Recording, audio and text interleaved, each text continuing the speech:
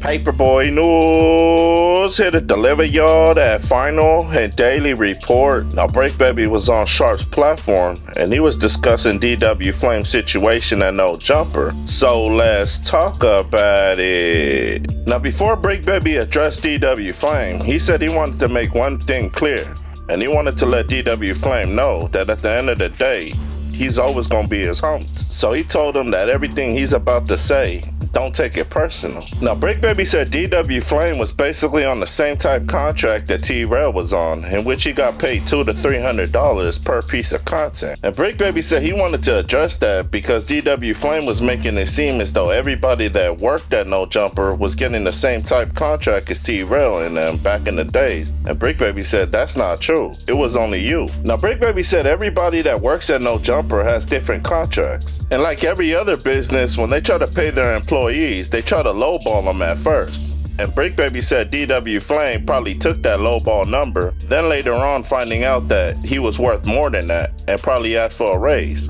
And that's when Bricc Baby said that's not Anno 22's problem, you gotta take that up with management. And Bricc Baby said as far as DW Flame claiming that he gets paid $300 to do interviews, and when he brings those people that he's interviewing, he charges them between $1,500 to $2,000. Bricc Baby didn't say an amount, but he said he gets paid good enough money from No Jumper that he don't gotta do that. Now, before we continue on with the content, now I'm starting to think that the only reason that DW Flame came to No Jumper, it's not because Adam 22 wanted him there, but he did it as a favor for Whack 100, who's also his business partner. But when he started realizing that DW Flame wasn't holding up no weight or generating any money for No Jumper, he figured that by firing him, he could save that extra money.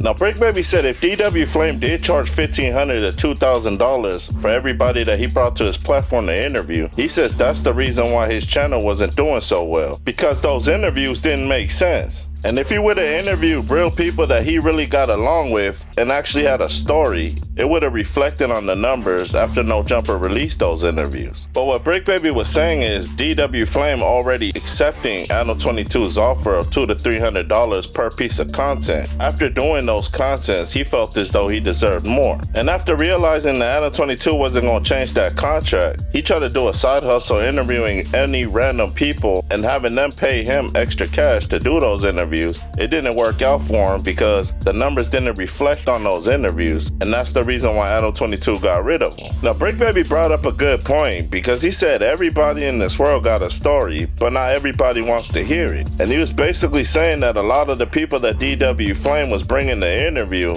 didn't generate numbers, not because their interview wasn't good, it's just nobody wanted to watch it. Now, before we continue on with the content, my question to Bricc Baby is, if you claim that DW Flame's your homie and you had the formula, then how come you didn't give DW Flame the formula?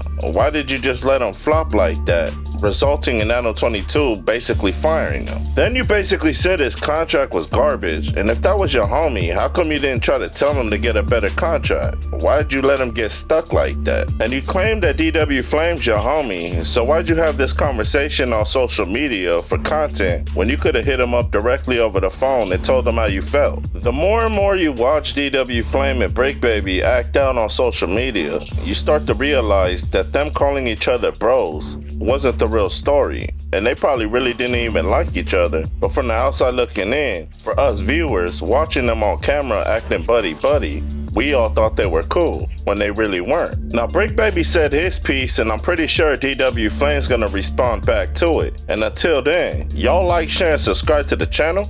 Y'all let me know what y'all think down in that comment section. It's Paperboy News stand. Y'all be safe and stay dangerous out there.